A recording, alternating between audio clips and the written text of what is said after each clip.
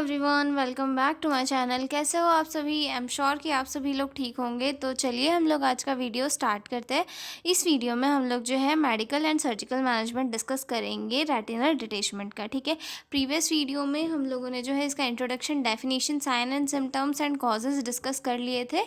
इस वाले वीडियो में हम लोग जो है medical and surgical management discuss करेंगे। ठीक है, तो जो लोग भी चैनल पर नए हैं वो लोग चैनल को सब्सक्राइब कर ले, और अगर आपको पीडीएफ नोट्स की रिक्वायरमेंट हो तो डिस्क्रिप्शन में मेरा मेल दिया हुआ है, आप उस पर कांटेक्ट करके पीडीएफ नोट्स ले सकते हो। और हाँ, रेटिनल डिटैचमेंट क्या होता है? रेटिनल डिटैचमेंट एक ऐसी कंडीशन होती है, एक मेडिकल इमरजेंसी होती है जहाँ पर रेटिना अपनी जगह से स्प्लिट कर जाता है या फिर अलग हो जाता है, जिसकी वजह से जो है पर्सन को वो दिखने में दिक्कत होने लगती है। क्योंकि रेटिना क्या होता है, एक बहुत ही सेंसिटिव एक लेयर होती है जो कि जब हमारे आँखों में लाइट पड़ता है तो लाइट को जो है इलेक्ट्रिकल इम्पल्सेस में कन्वर्ट करके वो ब्रेन को भेजता है, जहाँ से सिग्नल्स आते हैं। ठीक है, तो हमें प्रॉपर दिखाई देता है। लेकिन रेटिना जब अपनी जगह से अलग हो जाता है, जब वो जिस लेयर पर चिपका हुआ होता है वहाँ से उसे न्यूट्रिएंट ऑक्सीजन मिलते रहती है। लेकिन जब किसी इंजरी के कारण, किसी चोट के कारण जब रेटिना अपनी जगह से अलग हो जाता है तो उसकी सेल्स क्या हो जाती है, डेड होने लग जाती है। जो फोटोग्राफिक सेल होती है वो डेड होने लग जाती है, जिसके कारण पर्सन को जो है विजन लॉस होने लगता है। ठीक है, तो अब इस कंडीशन में क्या क्या मेडिकल मैनेजमेंट किए जाते हैं? ठीक है, तो रेटिना डिटैच अगर हो जाता है तो उस कंडीशन में जो है ड्रग्स से जो है रेटिना को वापस अटैच नहीं किया जा सकता। ड्रग्स सिर्फ जो है सिम्टम्स को कंट्रोल करने के लिए, प्रोटेक्शन और सर्जरी के लिए, आई को प्रिपेयर करने के लिए जो है पेशेंट को दिए जाते हैं। ठीक है, तो इसमें कौन कौन से दिए जाते हैं? सबसे फर्स्ट आता है immediate medical management. Immediate medical management में जो कौन से ड्रग दिए जाते हैं, इसमें जो है एनाल्जेसिक दिए जाते हैं, एंटी इन्फ्लामेटरी ड्रग्स वगैरह दिए जाते हैं ताकि पेन को कम किया जा सके। ठीक है, इमीडिएट कौन कौन सी प्रोसीजर्स की जाती है, तो वहाँ पर जो चोट लगी हुई होती है उसे कवर करके रखना होता है। तो इसीलिए वहाँ पर क्या किया जाता है, complete eye rest and reduce head and eye movement to prevent worsening of detachment. Eye को जो है पूरी प्रॉपर रेस्ट दिया जाता है, आई के मूवमेंट को जितना कम हो सके उतना कम किया जाता है, ताकि जो डिटैचमेंट हुआ है वो और ज़्यादा डिटैच ना हो। मतलब रेटिना जो अगर थोड़ा सा खिसका है अपनी जगह से, वो वहीं रहे और ज़्यादा अलग ना हो जाए। ठीक है, a protective eye shield is used to avoid injury and rubbing. और एक प्रोटेक्टिव आई शील्ड लगाई जाती है आँखों में, ताकि आँखों को पेशेंट क्या है, रब ना करे और आँखों को जो है प्रोटेक्शन मिलता रहे। ठीक है, अब उसके बाद में कौन कौन से ड्रग यूज़ किए जाते हैं? ठीक है, drug used in treatment of retinal detachment. कौन कौन से ड्रग यूज़ किए जाते हैं? तो इसमें सबसे फर्स्ट आता है एनाल्जेसिक। एनाल्जेसिक यूज़ क्यों किया जाता है? ताकि पेन को रिड्यूस किया जा सके। इसमें पैरासीटामॉल यूज़ किया जाता है या फिर आइबुप्रोफेन जो है यूज़ किया जाता है। ठीक है, देन सेकंड आता है anti inflammatory drug. Anti inflammatory drug क्यों यूज़ किए जाते हैं? एंटी इन्फ्लामेटरी ड्रग्स जो इन्फ्लामेशन आ गई है, जो सूजन आ गई है, उसे कम करने के लिए दिए जाते हैं, ताकि इरिटेशन जो है पेशेंट को कम हो। ठीक है, इसमें जो है ये टॉपिकल आई ड्रॉप्स दी जाती है, जिसमें कि प्रेडनिसोलोन एसिटेट दी जाती है 1%, एंड डेक्सामेथासोन आई ड्रॉप जो है पेशेंट को रेकमेंड करी जाती है। ओके, नेक्स्ट आता है हमारा इसमें जो है सिस्टमिक भी ड्रग्स आते हैं, समटाइम्स यूज़ किए जाते हैं, जिसमें अगर मतलब इन्फ्लामेशन ज़्यादा हो तब ओरली जो है देने के लिए दिए जाते हैं, जिसमें ओरल प्रेडनिसोलोन दिया जाता है अगर इन्फ्लामेशन सीवियर हो तो उस कंडीशन में। ठीक है, देन थर्ड आता है एंटीबायोटिक्स। एंटीबायोटिक्स दी जाती है ताकि इन्फेक्शन और ज़्यादा सीवियर ना हो, जिसमें टॉपिकल एंटीबायोटिक्स आई ड्रॉप्स आते हैं, जिसमें आता है मैक्सीफ्लॉक्सिन आता है, देन टोब्रामाइसिन आता है, सिप्रोफ्लॉक्सिन एंड ऑलफ्लॉक्सिन वगैरह जो आई ड्रॉप्स आती है, ये पेशेंट को दी जाती है ताकि इन्फेक्शन से जो है आई प्रिवेंट रहे। ठीक है, उसके बाद जो थर्ड आते हैं, थर्ड टाइप की मेडिसिन हमारी आती है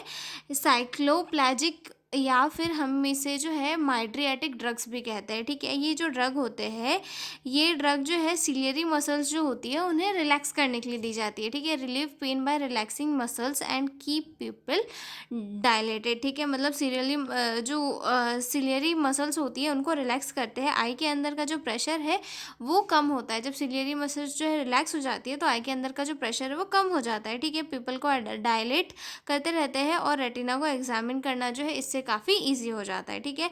सर्जरी के बाद में जो स्पाज्म और पेन होता है उसे कम करने में जो है ये ड्रग्स हेल्प करते हैं, ठीक है। इसलिए डीप पेन या फिर स्मास वाले पेशेंट को जो है एट्रोपिन या फिर साइक्लोपेन पेंटोलेट यूज़फुल होता है, मतलब दिया जाता है, ठीक है। ये जो ड्रग्स यहाँ पे लिखा हुआ है वो दिया जाता है, ठीक है। इसमें एक और ड्रग आता है होमेट्रोपिन, जो भी पेशेंट को एडवाइस किया जाता है, ठीक है। देन आता है हमारा एंटीमेटिक्स ड्रग्स। एंटीमेटिक्स ड्रग्स क्यों दिए जाते हैं? वॉमिटिंग को रोकने के लिए। वॉमिटिंग या फिर रीटीचिंग से जो है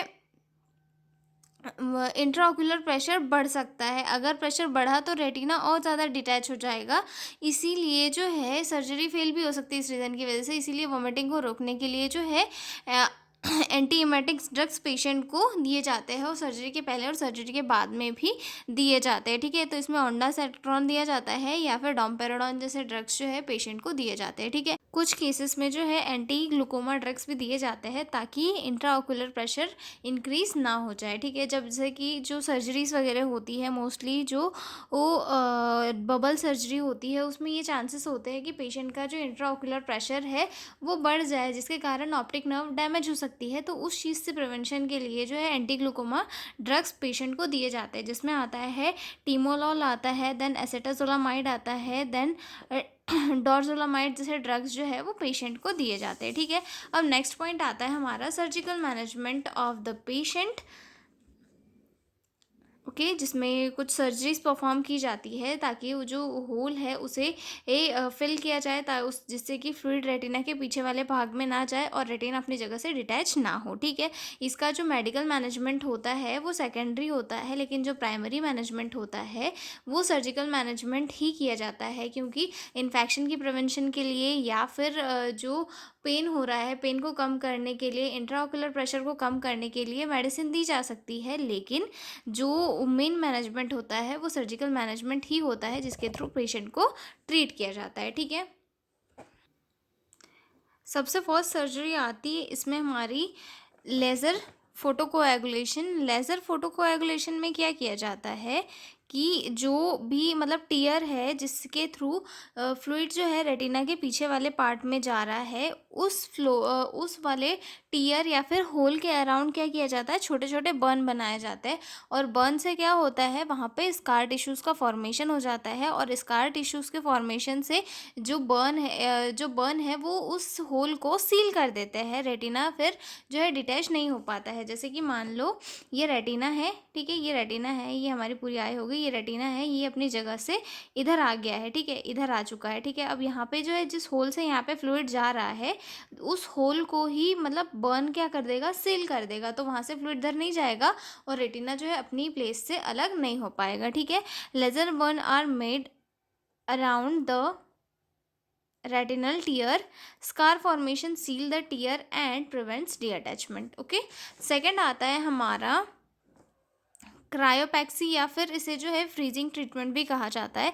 इस प्रोसीजर में क्या होता है, फ्रीजिंग प्रोब लगाई जाती है आई के आउटसाइड में, ठीक है, और कूल टेम्परेचर से जो स्कार है उसका फॉर्मेशन हो जाता है और रेटिना जो है वापस अपने जो पुराने वाले फॉर्म में है चले जाता है, ठीक है। Freezing probes applied on the outer layer eye wall create scar that reattach the retina, okay.